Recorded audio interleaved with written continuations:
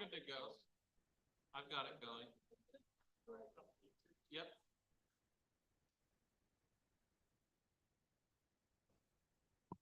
Well, that's a prompt. Hey, everybody, thanks for the usual suspects for turning up again and allowing for us to have a quorum. And welcome to the public. Good to see you all. So we'll call this meeting of the Historical Commission to order, which is Agenda Item A. Agenda Item B is approval of two monthly meeting minutes. The first one is for November 6th, 2024. Does anyone, I had just asked Philip on these minutes on item B, which I think you've all gotten copies of the minute. It says item B on the agenda for November 6, 2024. It just said May 1, 2024 on a motion by David McCormick, seconded. The commission voted unanimously. What was item B? Was that just minutes from May 1 or? If it doesn't, I can go back and check, but it should say B1 or it should have the whole item. If it doesn't, then that's my error and I can go back and put the full item in. I can double check. Because again, it was just looking at that. I didn't see what the item was. It just said on a motion by David McCormick, seconded by Peg Eastman, the commission voted unanimously to approve item B. I'm assuming it probably was the minutes. Yeah, but if you could just, anyway, so that was the only item that I saw in those minutes. Did anyone else see anything, David? And if you remember the green light. On the February 5th minutes, it had 2024 instead of 2025. Good catch. Wow. And also on the February 5th minutes, on the second page, right before side 2 of the Frederick Deming Jr. plaque, where it goes back into regular minutes and not the plaque itself. Mr. McCormick said that on line 4, a comment needed, I think a comment was needed to be, I think we need to add the word was, a comma was needed to be added after building, or is needed. Does anyone else see any items I'd like to correct or add, additions, corrections to those 2 minutes? Failing that, if we can combine them into one motion, is there a motion to approve the minutes as amended? Peg? Okay, any other discussion? Okay, David has seconded, I believe. All in favor, say aye. Aye. Any abstentions or nays? I see none, so thank you, Philip, for the minutes.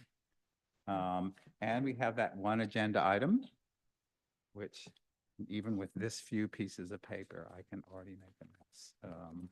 So we are going to the Burns Down plaque.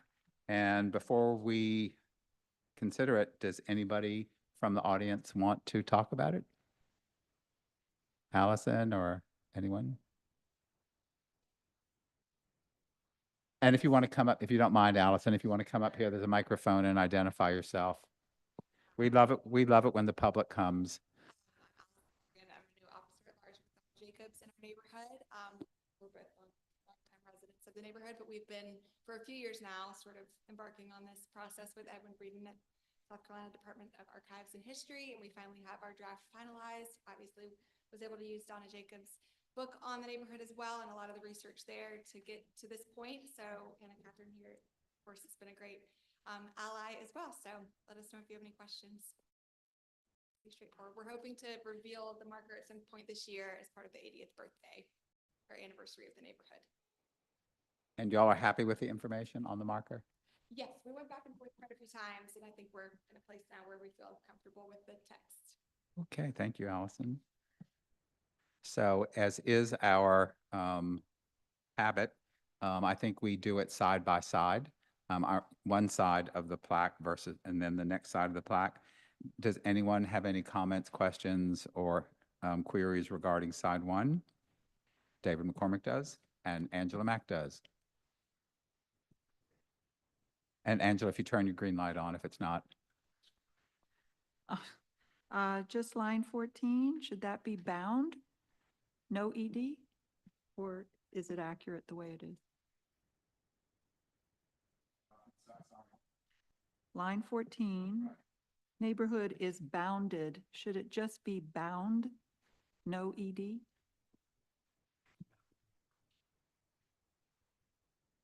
You think it's right? Okay.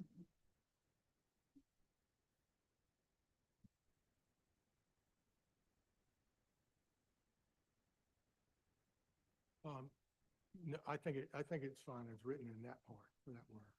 I've got a couple of comments. One, it starts off by saying it dates to the 1940s. Well, it provides specific information later in the side.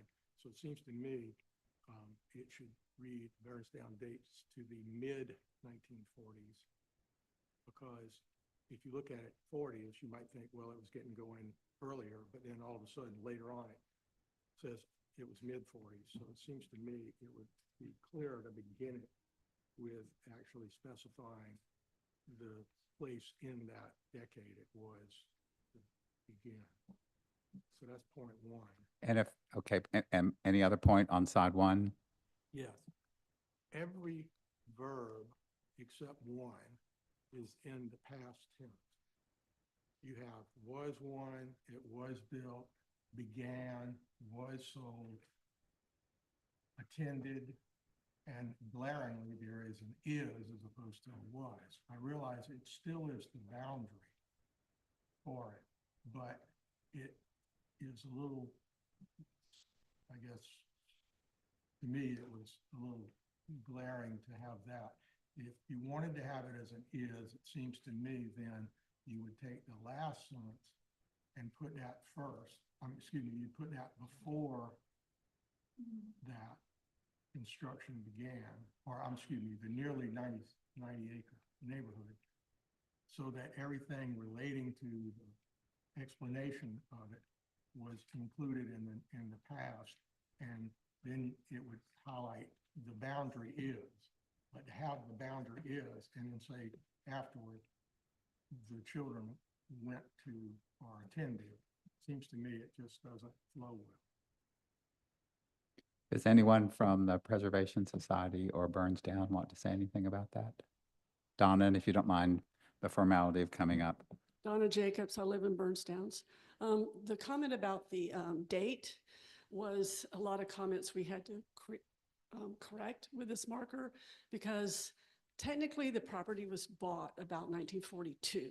So it is, you can look at it as it began, but there was actually a labor union dispute that didn't get things started construction until about 1944, finishing in 1945. Okay. So you're correct in the construction of homes or the mid 40s, but the property was actually purchased in 42, I believe. It's just a small thing. I mean, I agree with you, but I just wanted to state that for the No, record. I understand, yeah. So construction was just delayed because of the dispute. Is that the point?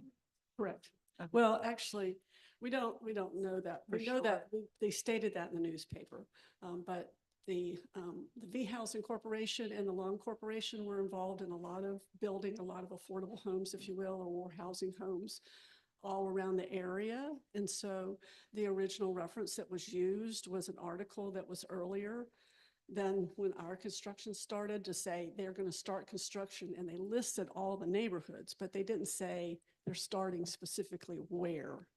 And they were construction homes up in the neck area, the neck area, West Ashley, even into North Charleston.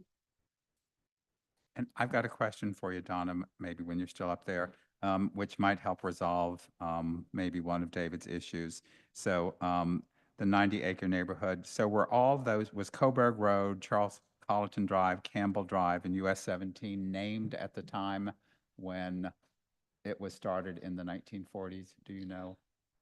The original plat named the roads, and is Timmerman listed? I'm sorry. Is Timmerman listed? No, it says the nearly 90-acre neighborhood was bounded roughly by Coburg Drive, Colleton Drive, Campbell Drive, and US 17. Those roads were, when it was subdivided, were named. Okay, and but So the reason I'm asking that is maybe that could, on line 13, and tell me if this would change the sense of it, Donna. The nearly 90-acre neighborhood is now bounded roughly by Coburg Road, Colleton Drive, Campbell Drive, and US 17. Would that help, David, with the flow? Is basically saying you've got the history. I still think if you're going to do that, I would move the children attended Albemarle and St. Andrews schools above the explanation of where the neighborhood is now bound. I think that sounds, I agree with that, to be honest with you. And actually Coburg, just to be straight, Savannah Highway had, at least 10 names during its history. Right. Can't really say what they were calling it at that time because it probably was being called 5 or 6 different things. Coburg Road was there from around 1916 when the dairy started. So, Mhm. and the other 2 roads, Colleton and Campbell. Campbell actually was a road. It just wasn't named. It was going down to the truck Right. station next to the railroad. Thanks, Donna. So, and again, I guess we're going to guess for characters if it would work. So would you want to see, David, continuing through about, line 9, construction began in 1944 and the first home was sold in 1945. Children attended Albemarle and St. Andrews schools. And then would you want the nearly 90-acre neighborhood is bounded roughly by Coburg Road, et cetera, et cetera? Yeah. So we can you capture that, Philip, is basically cutting the last sentence and moving it in front of right after 1945 in line 12. Yeah, I've got that written down. I Okay. would take a minute, but I can put it on the Right, but board I if you think, want. yeah. So shall I read it out loud just for clarity? Burnstown dates to the 1940s and was one of several West Ashley subdivisions created to relieve World War II era housing shortages. It was built by Long Construction Company on farmland bisected by the Atlantic Coastline Railroad, now the West Ashley Greenway. Construction began in 1944 and the first home was sold in 1945.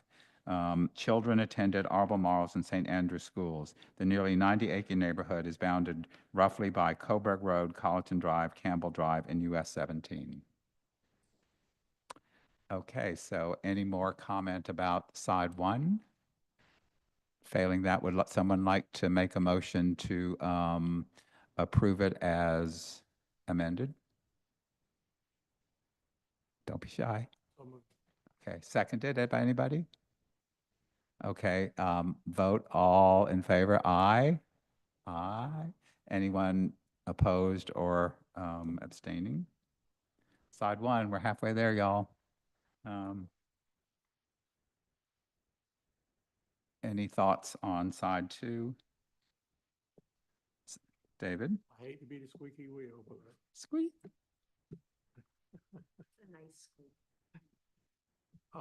two things. One is the constant question of white and black. I thought that we had determined that we were capitalizing both. And so I just raised that, but that's not the restructuring that I'm gonna get to in a minute. I just raised that to remind everybody about it. Second, this one is the last sentence of the side 2. It's right now it reads, the Burns Downs Garden Club organized in 1948 and soon after planted more than 100 oak trees, still found on many, many neighborhood streets. I propose that, now this would require doing something that I don't think we normally like to do, which is to use an abbreviation, but corporation, if it were changed just to corp, C-O-R-P, period, you could then change the last sentence to read as follows. The Burnstown Garden Club organized in 1948 and soon after planted more than 100 trees, many of which are still found on neighborhood streets. I think the flow sounds a little bit. So I'm sorry, I'm confused that why would we have to change corporation to corp to accommodate that? I know. Yeah, I think many is a typo. I overheard that. The reason is with it written, the way it's written, it has 39 letters and spaces. If you changed it the way I just proposed, it has 45. So you need to have 6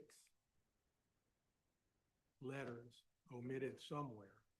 And corporation was the best idea I could come up with. So,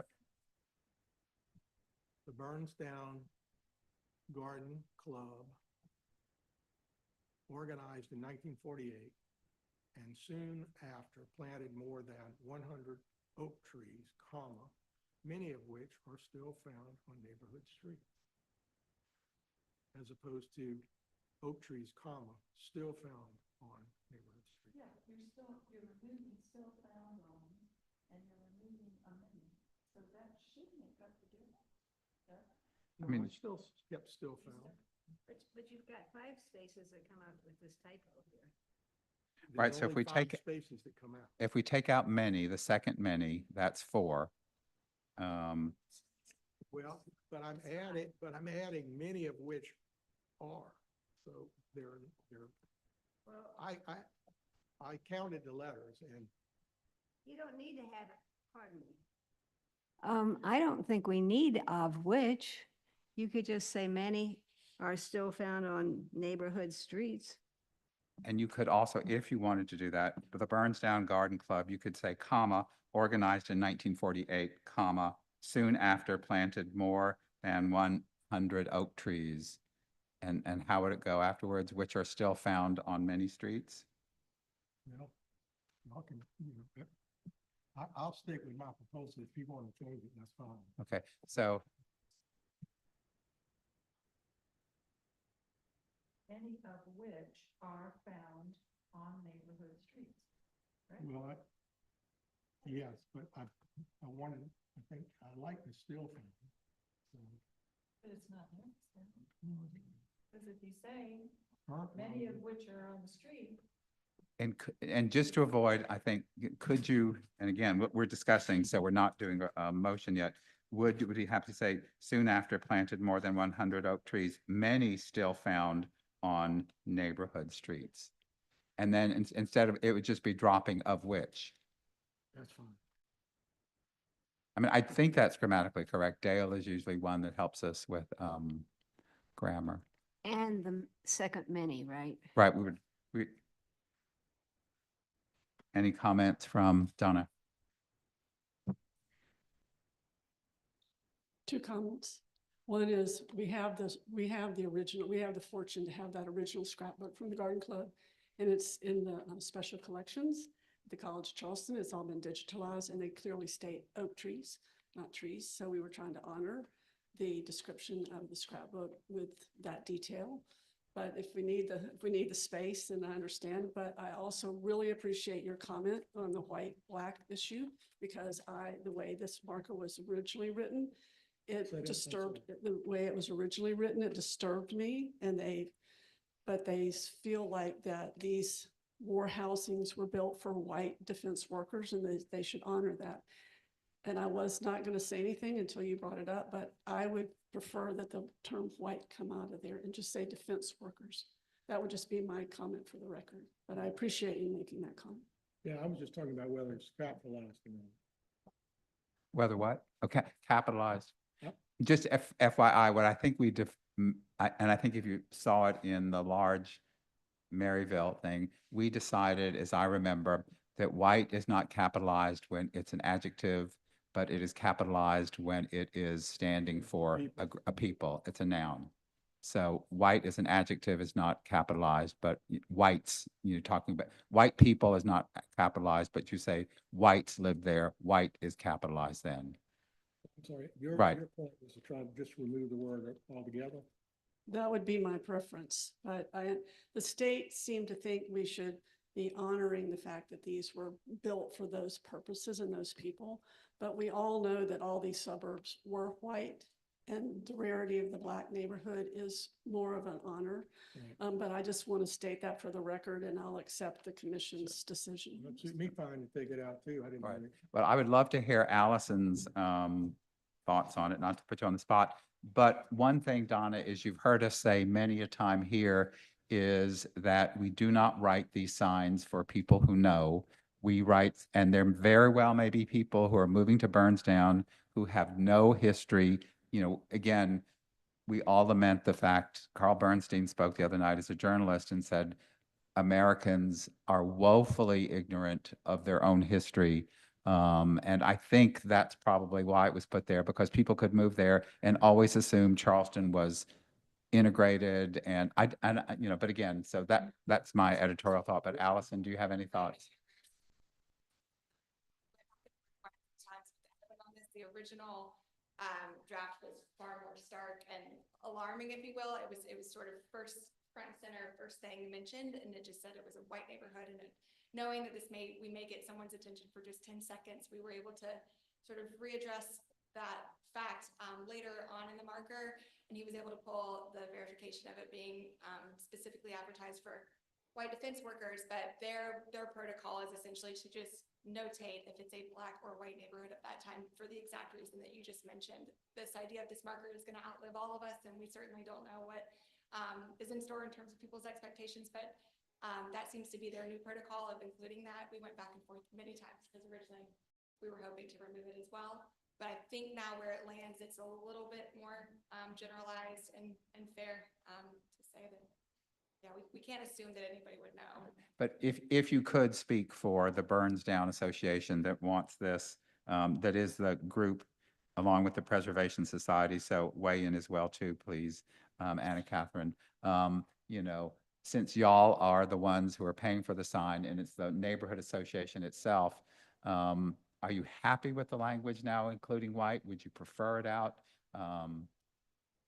If you can speak for the people in the neighborhood. I think we're deferring more to Department of Archives and History and Preservation Society on what is the current state and moving forward what they plan to do in this particular situation. So maybe Anna Catherine. And I will just add that we ultimately did find a newspaper article that states it just like that, white defense workers. We did find a newspaper article that says it that way. So to your point, Harlan, it is part of the history and it's the way it is. I was just having the opportunity to state how I felt Right. about No, it no, on the no. record, and I appreciate that opportunity. No, I appreciate that too.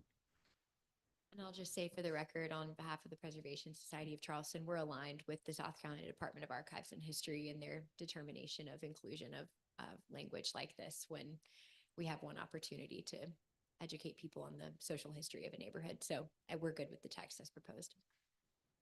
I'm sorry, what did you say the last part? You said you would. Good with the We are text. good, supportive of the text as proposed. So including the word white. Is there any strong feeling among the commissioners before we, I can't read mine. So is there a debate among the commissioners about including the word white or not? I think it's necessary. I mean, historically, the suburbs were always segregated. I think it was implicit in that. Yeah. But again, David, I think, you know, as we did with Maryville, we know that because we've been here and we're of a certain age and we understand history. But again,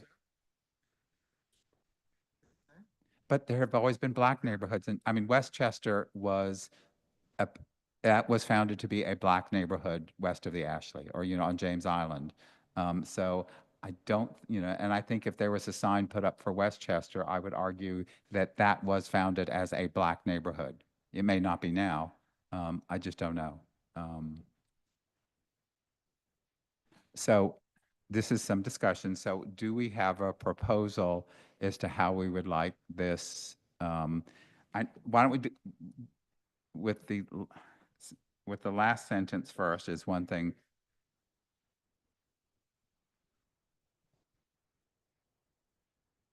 So I'll give people time to read it over and reflect. But I'm assuming that many should not be, that, you know, we shouldn't have too manys. That's a lot of manys, right?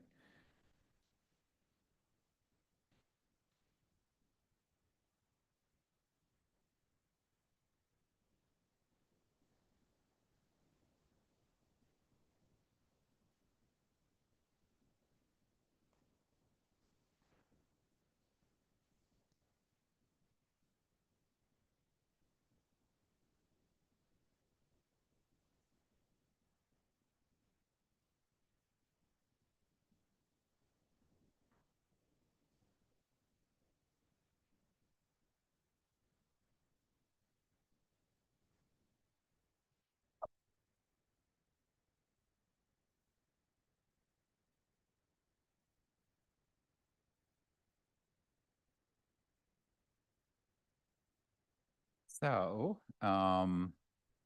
it was the last sentence, I think, that gave us more issues. I'm not trying to force my opinion on that, but I'm assuming, hearing nothing, that white is going to stay in.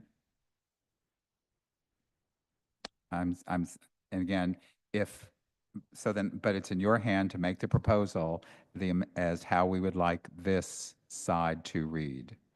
And I know the last sentence in particular is one. Do we want to work on the last sentence first? And did you see it? So your thought, David, was the Burns Downs Garden Club organized in 1948 and soon after planted more than 100 oak trees, many still found on neighborhood streets. Would that work for you? Instead of saying many of which?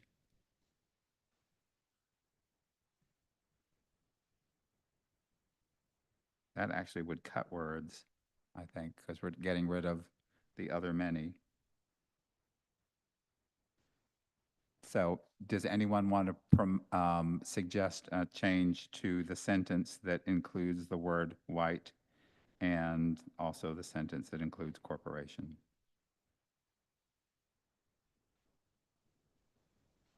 Hearing nothing, I will then say we can entertain a motion to approve the second side as amended.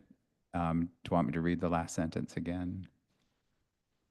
Or I can read the whole thing. Burnsdown was named for a prominent SC politician, James F. Burns, a native of Charleston and friend of the Long family.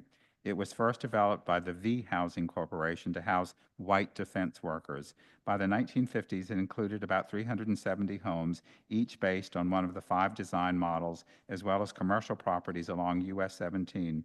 The Burnsdown Garden Club, organized in 1948, and soon after planted more than 100 oak trees, many still found on neighborhood streets. If that's the language that someone wants to make a motion to approve, please do. Mickey, are you approving? Are you making a motion? Okay, thank you. Angela in second. You just read. Okay, and we'll call the vote. Everyone in favor, please say aye. Aye. So anyone abstain or nay? And we have, and one abstention. So I think this was the only thing on our, do we have any miscellaneous business? I have not received anything or any upcoming markers or anything like that, so no. Okay. And so then just FYI for our information, we talked to the city yet to know where it will be placed in Burnsdown? Okay, I'd like to, just curious, since it is going to go up. Sorry. Should go near an oak tree, Angela says. The hope is more at the intersection of the Greenway and Nicholson, in hopes that people along the Greenway can stop and breathe with that. But that will also certainly cover a lot of car traffic and neighborhood traffic. But it seems to be a good central spot in the neighborhood, and so working with Edmund first and then deciding with the city on where. And again, just my curiosity, I know we approved many signs along the Greenway that are there now, so people along the Greenway would see this sign as well too. The the locale proximity. Yes. Well, good. Sure. To stop it. Yeah.